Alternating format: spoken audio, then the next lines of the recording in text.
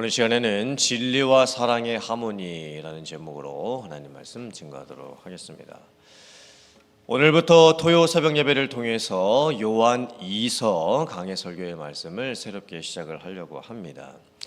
예전에 길선우 목사님께서 요한 1서 강해 설교 말씀을 하셨기 때문에 제가 요한 2서부터 시작을 해가지고 요한 3서 또 유다서를 이어서 강해 설교 말씀을 전하려고 합니다. 신약 성경에는 사복음서가 있고 사도행전이 있고 그리고 로마서부터 빌레몬서까지 바울 서신 13권이 있습니다. 바울 서신은 편지입니다. 누구한테 보내는 편지냐면 특정 교회와 특정 개인에게 보내는 편지입니다. 에베소서는 에베소 교회에 보내는 편지였고 또 빌립보서는 빌립보 교회에 보내는 편지였고 디모데 전후서는 디모데에게 보내는 편지였습니다. 그리고 나서 공동 서신이라고 있습니다. 야고보서, 베드로 전후서, 그리고 요한 1서, 2서, 3서, 유다서를 공동 서신이라고 합니다. 어떤 분은 히브리서도 공동 서신에 넣는 분도 계시고 또 안 넣는 또 분도 있습니다. 공동 서신은 왜 공동 서신인가? 역시 서신이죠. 편지입니다. 근데 편지를 받는 사람들이 특정 교회가 아니고 특정 사람들이 아닙니다. 공동이죠. 공동 서신은 넓은 지역에 있는 여러 교회를 대상으로 쓰여진 편지입니다. 공동서신, 야고보서, 또 베드로 전후서, 요한 1, 2, 3서, 유다서는 공통점이 있습니다. 그 전체적인 내용이 어떤 면에서 비슷하냐면 공동서신은 세상을 살아가면서 여러 가지 문제를 만나는 성도와 교회들에게 주시는 말씀입니다. 야고보서는 믿음뿐 아니라 행함을 강조하고 있지요. 정말 믿는 성도라고 한다면 세상 속에서 삶을 살아갈 때에 구체적으로 어떤 행함의 모습을 나타내며 살아야 하는지에 대한 말씀이 야고보서입니다. 베드로 전후서는 핍박받는 교회에 주시는 말씀입니다. 위로의 말씀이죠. 세상을 살아가면서 믿는 성도들이 여러 가지 어려움과 핍박을 당하게 될 텐데 그때 하나님께서 주시는 위로의 말씀, 격려의 말씀입니다. 요한 1서, 요한 2서, 요한 3서의 말씀은 세상에 이단들이 많이 나타나고 있는데 거짓 진리들이 파들치고 있는데 그런 세상 속에서 어떻게 교회가 진리와 사랑이라고 하는 이 두 기둥 위에 서야 할지에 대한 말씀입니다. 그래서 요한 1서, 요한 2서, 요한 3서를 보면 이단에 대한 경고의 말씀들이 상당히 많이 나오고 있습니다. 유다서도 마찬가지입니다. 거짓 선지자들이 활동하고 있는 세상 속에서 타락하고 또 비진리가 가득한 세상 속에서 어떻게 성도와 교회들이 자기들의 믿음을 지켜야 될지에 대한 말씀이 유다서입니다. 그러므로 공동서신은 공통적인 말씀이 있습니다. 세상 속의 교회, 세상 속의 성도, 세상을 맞닥뜨린 교회, 세상 속에서 믿는 성도는 어떻게 살아가야 할 것인가? 세상 속에서 교회는 무엇을 지켜야 할 것인가? 또한 성도와 교회는 세상 속에서 어떻게 승리할 수 있을 것인가에 대한 말씀이 공동서신의 말씀입니다. 특별히 이제 요한 1서, 요한 2서, 요한 3서도 서로 간에 연결점이 있습니다. 전통적인 견해는 요한 1서가 쓰여지고 나서 요한 2서가 쓰여지고 그리고 나서 요한 3서가 쓰여졌다고 봅니다. 요한 1서의 제일 마지막이 혹시 어떻게 끝나는지 기억이 나십니까? 5장 21절 말씀을 보면 자녀들아 너희 자신을 지켜 우상에게서 멀리하라고 말씀이 끝납니다. 보통 서신은 편지이기 때문에 끝날 때에 축복의 인사와 또 또 격려의 인사로 끝납니다. 또 서로 무난하라. 나도 너희에게 무난하니까 너희들도 서로 무난하라. 라는 말씀으로 끝나지요. 그런데 특이하게도 요한 1서는 편지임에도 불구하고 마지막이 무난과 또 축복과 또 그런 격려의 이런 말씀으로 끝나지 않습니다. 자녀들아, 너희 자신을 지켜 우상에게서 멀리하라. 이게 요한 1서의 끝입니다. 그리고 나서 요한 2서와 요한 3서의 말씀은 그렇다면 우리가 어떻게 내 자신을 지킬 수 있을 것인가? 어떻게 내 자신을 우상으로부터 멀리할 수 있는 것인가에 대한 구체적인 실행 방법에 대한 말씀입니다. 즉 요한 1서는 본론적인 말씀입니다. 아주 근본적인 말씀이죠. 그리고 요한 2서와 요한 3서는 구체적인 말씀입니다. 실행적인 그런 말씀이 나오고 있죠. 요한 1서, 요한 2서, 요한 3서를 읽어보면 두 가지 단어가 참 많이 나옵니다. 둘 다 코자로 시작하는 단어입니다. 첫째는 헬라어 코스모스입니다. 우리가 알고 있는 코스모스 꽃 있죠? 그 코스모스입니다. 근데 그 코스모스가 무슨 뜻을 가지고 있냐면 세상, 우주, 질서, 원리 이런 뜻을 가지고 있습니다. 즉 코스모스라는 의미는 우리가 살고 있는 세상입니다. 우리가 살고 있는 세상이 어떤 원리와 질서에 의해서 움직이고 있지요. 그런데 그 질서가 깨집니다. 그 원리가 무너지지요. 그래서 우리가 살고 있는 코스모스 세상은 지금 망가져가고 있습니다. 우리가 살고 있는 세상이 엉망이 되어가고 있지요. 성도는 그런 코스모스 안에서 지금 살아야 합니다. 그렇다면 어떻게 성도와 교회가 망가져가는 세상, 무너져가는 세상, 이 코스모스 가운데에서 우리 자신을 지켜낼 수가 있을까요? 우리에게 필요한 것이 헬라어 코자로 시작하는 단어 중에 코이노니아라는 단어가 있습니다. 코이노니아는 친교, 교제, 관계, 모임이라는 뜻입니다.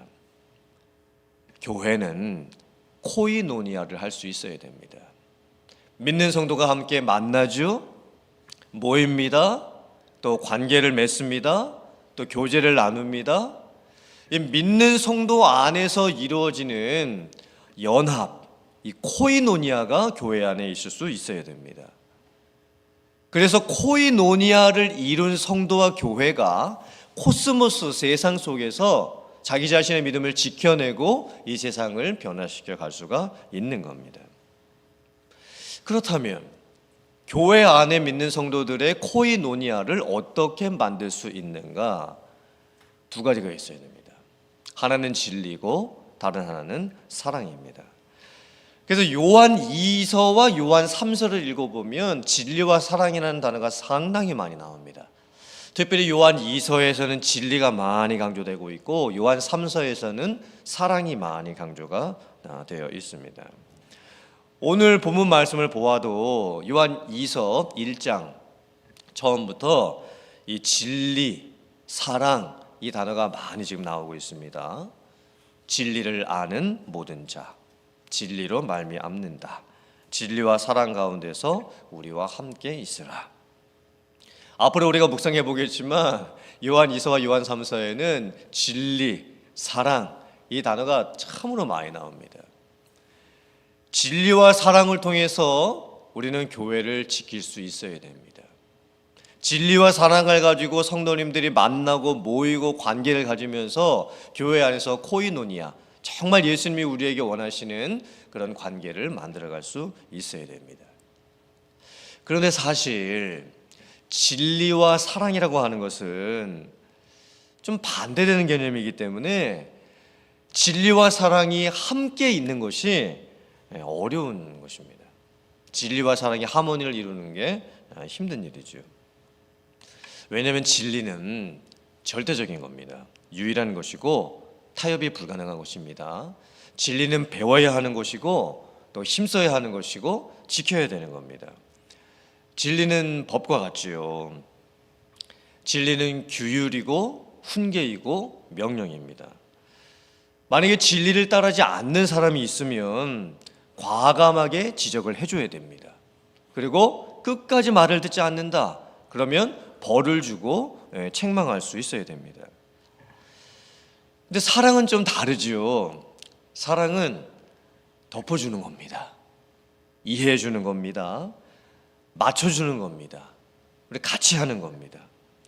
사랑은 느껴야 하는 것이고, 그리고 사랑은 베풀어야 하는 것입니다. 사랑은 따뜻한 겁니다. 사랑은 온유한 겁니다. 사랑은 참는 겁니다. 사랑은 인내하는 겁니다. 그러므로 진리를 강조하면 사랑이 약해질 수밖에 없고, 사랑을 강조하면 진리가 약해질 수밖에 없습니다. 이 진리와 사랑이 함께 있고 진리와 사랑이 하모니를 이루면서 교회를 이루어가는 것 참 어려운 일입니다. 에베소 교회를 잘 아시죠? 에베소 교회는 칭찬을 받습니다. 예수님께서 에베소 교회를 어떻게 칭찬하시냐면 너의 수고와 행위와 인내를 안다.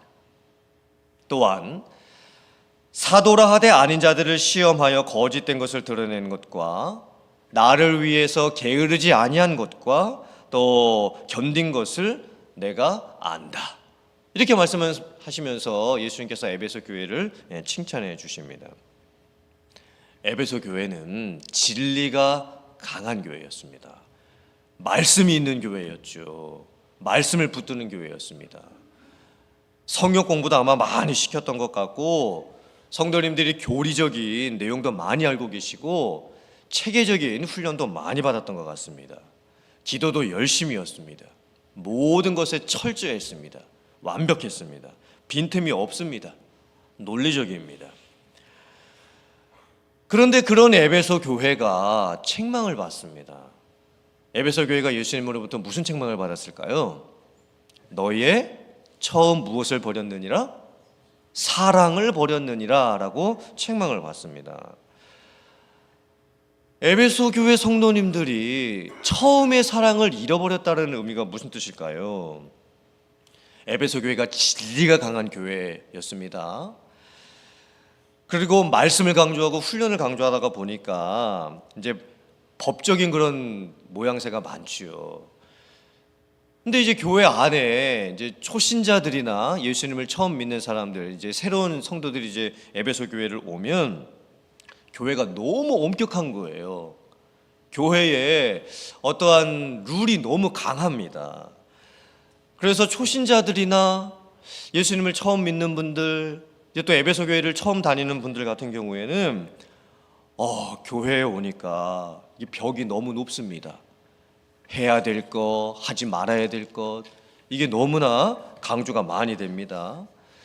그리고 교회가 정해놓은 규율을 잘 따르지 못하면 자기들이 죄인 취급을 당하는 것 같습니다.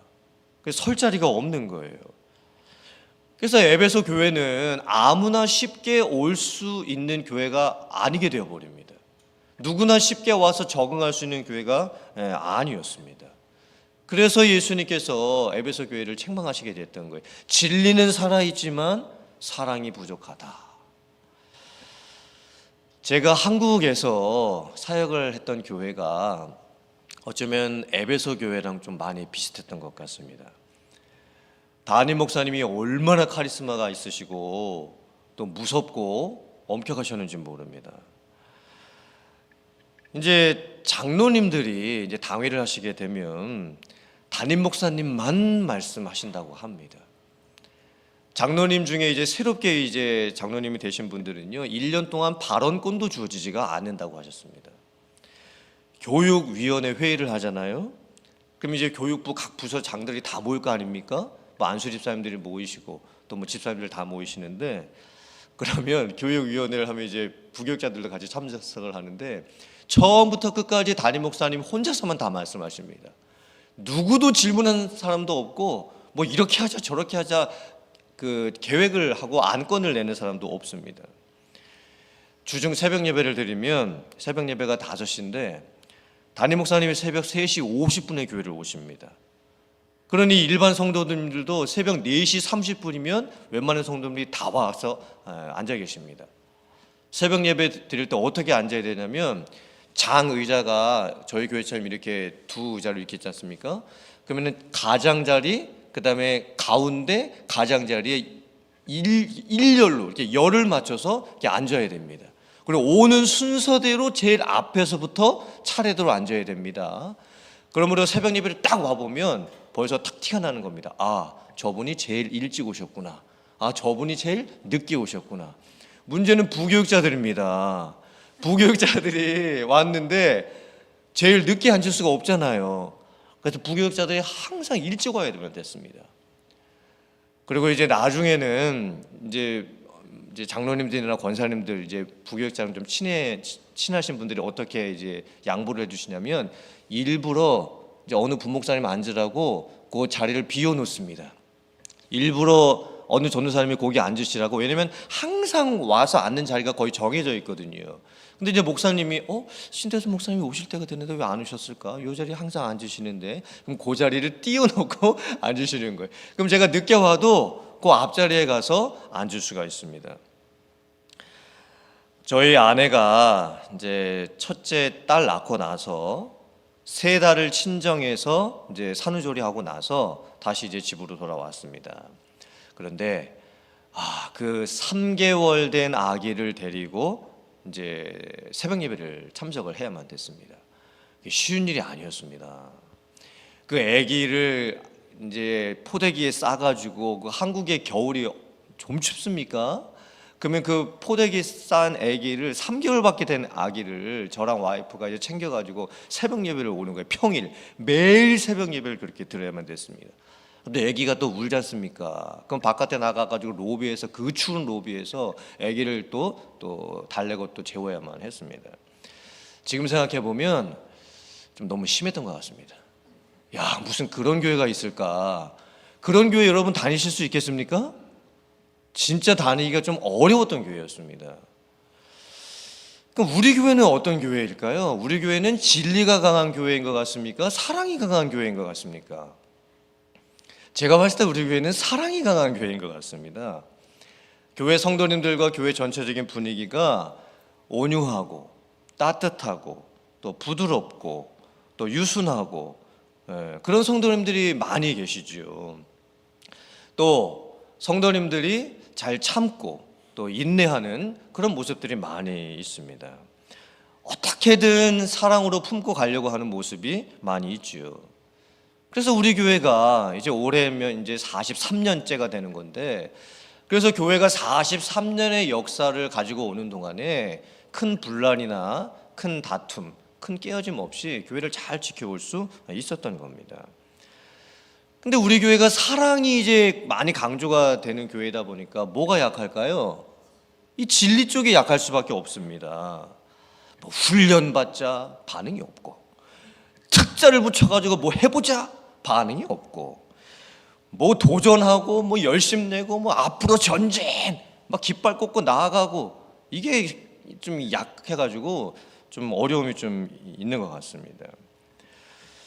그러므로 교회가 이게 진리와 사랑이 다 있어야 되고, 진리와 사랑이 이제 하모니를 이루어야 하는데 이제 어려운 겁니다. 왜냐하면 진리와 사랑이 다 강할 수가 없는 거예요. 진리가 강하면 사랑이 약하고, 사랑이 강하면 진리가 약할 수밖에 없습니다.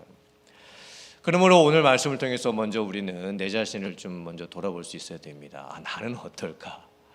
나는 과연 진리와 사랑이 다 같이 온전히 이루어지고 있는가? 무엇이 강하고 무엇이 나는 약할까? 먼저 돌아봐야 되겠죠. 또 우리 교회도 돌아볼 수 있어야 됩니다. 또 우리 교회뿐만 아니라 이 지역에 세워져 있는 이 모든 이 지상의 교회들도 교회들의 모습을 돌아보면서 진리와 사랑이 함께 있는 교회로 우리가 만들어갈 수 있어야 됩니다. 그러므로 여러분들께서 먼저 진리와 사랑 위에 굳게 설 수 있기를 주님의 이름으로 축복합니다. 그리고 우리 교회를 섬기실 때에 진리가 강하신 분들이 우리 교회의 사랑의 약한 부분을 메꾸어 가시면 되는 거예요. 사랑이 강하신 분들이 우리 교회의 진리의 약한 부분을 또 보완해 가시면 되는 겁니다. 그래서 교회를 세워갈 수 있게 되는 겁니다.